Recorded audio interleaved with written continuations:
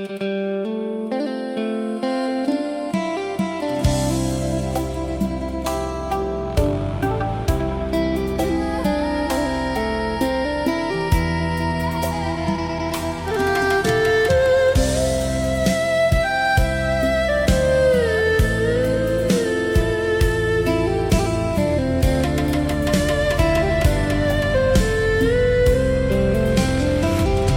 ះច័ន្ទផែនដីឆ្ងាយដាច់ពីគ្នាដោយស្រស់ពុំងារហើយនឹងរូបបងស្នេហ៍ខវ័ណ្ណណាស់នាំចិត្តសៅមក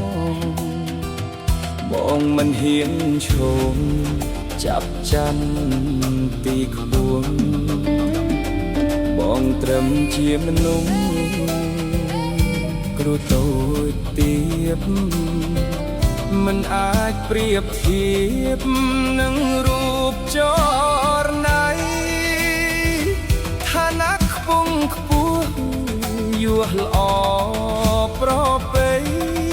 បានត្រឹមស្នេហ៍ស្រីស្មោះស្ម័គ្រម្នាក់ឯងប្រៀបដោយទុនសាយសំលឹងព្រះច័ន្ទតែមិនអាចកាន់ប៉ះពាល់បានឡើយព្រោះច័ន្ទទីខ្ពស់ឈោងមិនដល់ឡើយបានត្រឹមអោបខ្នើយមើលពីចំងាយលួចមើលរាល់ថ្ងៃក្នុងចិត្តស្ទើរធ្លាយបានត្រឹមនិយាយតែ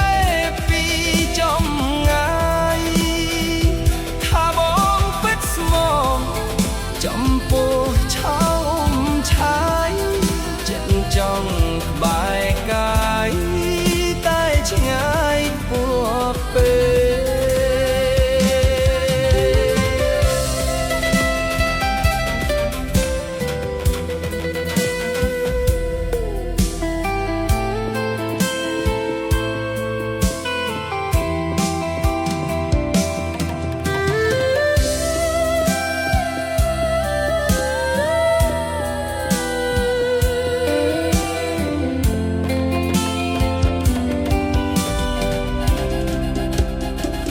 ប្រៀបដោយទុនសាយសំលឹងព្រះច័ន្ទតែមិនអាចកាន់ប៉ះពាល់បានឡើយព្រោះច័ន្ទទីខ្ពស់ឈោងមិនដល់ឡើយបានត្រឹមអោបខ្នើយមើលពីចំងាយលួចមើលរាល់ថ្ងៃក្នុងចិត្តស្ទើរធ្លាយបានត្រឹមនិយាយតែពីចំងាយថាបងពិតស្មោះចំពោះឆោមឆាយ